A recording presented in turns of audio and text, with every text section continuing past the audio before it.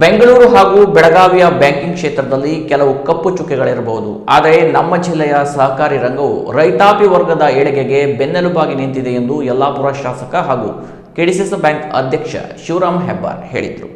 ಶಿರಸಿಯಲ್ಲಿ ನೂತನವಾಗಿ ಆರಂಭವಾಗಿರುವ ಅಟಲ್ ಕ್ಯಾಪಿಟಲ್ ಸೌಹಾರ್ದ ಸಂಸ್ಥೆಯ ಉದ್ಘಾಟನಾ ಸಮಾರಂಭದಲ್ಲಿ ಭಾಗವಹಿಸಿ ಅವರು ಮಾತನಾಡಿದರು. ಬೆಳಗಾವಿಯ ನಂತರ ಉತ್ತರ ಕನ್ನಡ ಜಿಲ್ಲೆಯು ಅತಿ ಹೆಚ್ಚು ಸೌಹಾರ್ದ ಸಂಸ್ಥೆಗಳನ್ನು ಹೊಂದಿರುವ ಜಿಲ್ಲೆಯಾಗಿದೆ.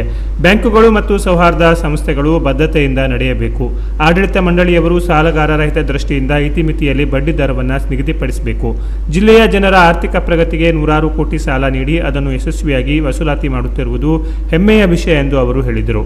ಸಂಘದ ಉಪಾಧ್ಯಕ್ಷ ರವೀಂದ್ರ ತೆಲಗುಂದ ಮಾತನಾಡಿ, ಕೇವಲ 10 ತಿಂಗಳ ಅಲ್ಪಾವಧಿಯಲ್ಲಿ ಅಟಲ್ ಕ್ಯಾಪಿಟಲ್ ಸಂಸ್ಥೆಯು ಅಭೂತಪೂರ್ವ ಪ್ರಗತಿ ಸಾಧಿಸಿದೆ. ಸಂಸ್ಥೆಯು ಈಗಾಗಲೇ 1.50 ಕೋಟಿ ರೂಪಾಯಿ ಠೇವಣಿ ಹೊಂದಿದ್ದು 1 ಕೋಟಿ ರೂಪಾಯಿಗೂ ಅಧಿಕ ಸಾಲ ನೀಡುವ ಮೂಲಕ ಗ್ರಾಹಕರ ವಿಶ್ವಾಸ ಗಳಿಸಿದೆ. ಅನೇಕ ಆಕರ್ಷಕ ಸಾಲ ಯೋಜನೆಗಳ ಜೊತೆಗೆ ಸಂಸ್ಥೆಯಲ್ಲಿ ಇ ಸ್ಟ್ಯಾಂಪಿಂಗ್ ಸೌಲಭ್ಯವೂ ಲಭ್ಯವಿದೆ. ಮುಂದಿನ ದಿನಗಳಲ್ಲಿ ಜನರಿಗೆ ಇನ್ನಷ್ಟು ವಿಭಿನ್ನ ಮತ್ತು ಗುಣಮಟ್ಟದ ಸೇವೆಗಳನ್ನು ನೀಡಿ ಸಂಸ್ಥೆಯನ್ನು ಉನ್ನತ ಮಟ್ಟಕ್ಕೆ ಕೊಂಡೊಯ್ಯುವ ಆಶಯವಿದೆ ಎಂದರು. ಸಂಘದ ಅಧ್ಯಕ್ಷ ಲೋಹಿತ ಮಡಿವಾಳ ಅಧ್ಯಕ್ಷತೆ ವಹಿಸಿದ್ರು. ಕಾರ್ಯಕ್ರಮದಲ್ಲಿ ಜೀವಜಲ ಕಾರ್ಯಪಡೆ ಅಧ್ಯಕ್ಷ ಶ್ರೀನಿವಾಸ ಹೆಬ್ಬಾರ, ಪ್ರಮುಖರಾದ ಪ್ರದೀಪ್ ಶೆಟ್ಟಿ, ಆರ್.ವೈ. ಖಾನ್, ಕೆಡಿಸಿಸಿ ಬ್ಯಾಂಕ್ ನಿರ್ದೇಶಕರಾದ ಪ್ರಕಾಶ್ ಗುನ್ಗಿ, ಬೀರಣ್ಣ ನಾಯಕ್ ಸೇರಿದಂತೆ ಹಲವು ಮುಖಂಡರು ಉಪಸ್ಥಿತರಿದ್ದರು. Canara plus news, Sirsi.